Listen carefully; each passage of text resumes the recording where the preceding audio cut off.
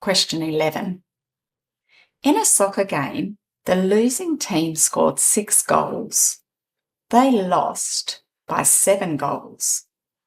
How many goals did the winning team score? In this question, we're comparing the number of teams scored by the losing team and the winning team. The winning team I'll put on the top bar because they will have scored the most points and be the larger quantity, and the losing team's score I will put on the bottom bar because that will be the smaller quantity along with the difference.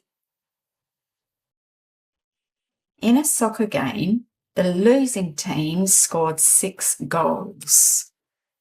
So the quantity of the losing team is 6.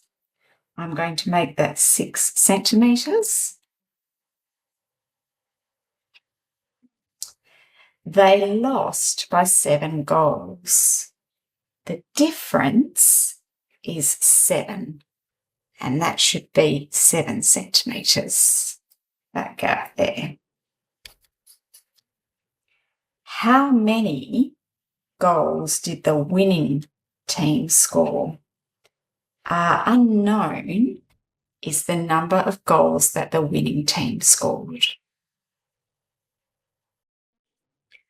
I'm going to use this plan because I know the smaller quantity and I know the difference. If I add them together, I'll get the larger quantity of the winning score.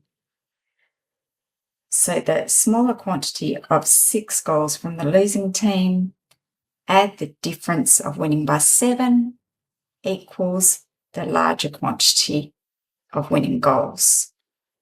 6 add 7 equals 13.